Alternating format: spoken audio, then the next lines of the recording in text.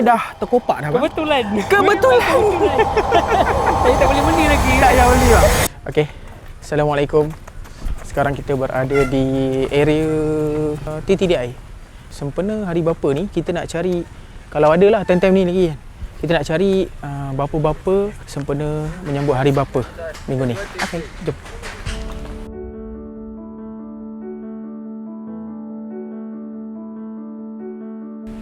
Okey, bang. Saya tanya satu soalan lah. The best thing is bila kita dah balik dari kerja dan anak kita jumpa kita dekat pintu lah. Yang tu yang hilang penat? Ya, hilang penat. Tak hilang penat, tapi it helps a bit lah. Okey. Ini anak sulung ke? Anak tunggal. Anak tunggal. Okey. Okey, pengorbanan untuk anak saya pernah kemalangan. Yang ni? Dia 50-50 lah masa tu. Allah. Jatuh motor. Saya dengan dia naik motor. Okey. Motor tu mungkin saya imbalance, Okey. tumbang, hempak badan dia.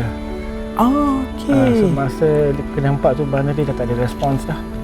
Kebetulan tempat kejadian tu dengan hospital lebih kurang 5 minit. So kebetulan waris saya pun kerja hospital juga. Hospital yang sama waris saya kerja. Dekat area sini juga dah? KPJ 2. KPJ 2. Okey.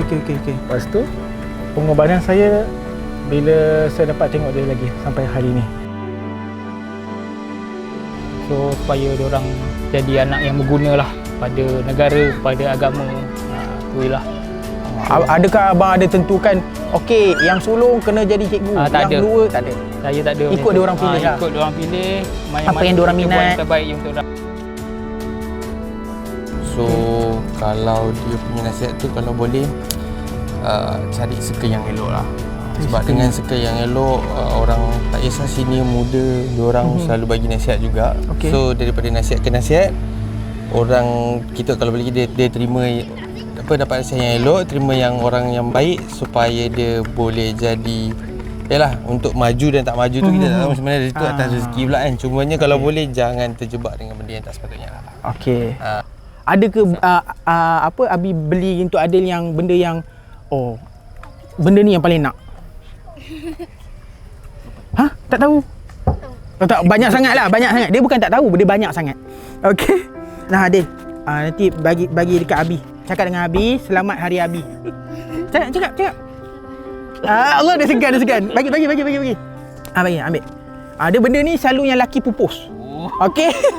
Laki akan pupus benda ni.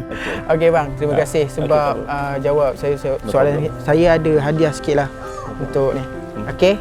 Give to papa. Give to papa. Ni. Like this. Give to papa. Ya, give to papa. Alright. Wish papa selamat hari daddy. Kasih aku. What do you say?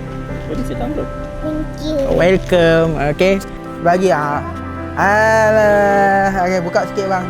Tengok kita ada bagi sedikit. Nanti kita tahu wallet lelaki ni selalunya dah terkopak dah, bang. Kebetulan.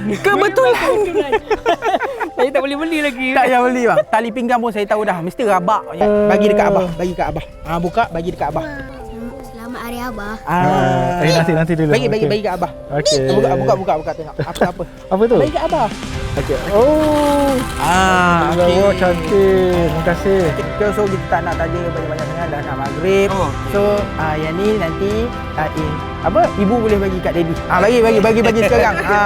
Selamat hari daddy. Okey bang, terima kasih. Selamat hari papa. Okey, baik. Okey, alhamdulillah settle untuk kita sambut hari bapa. Allahu akbar. Dah azan. Jom. Let's go. Assalamualaikum.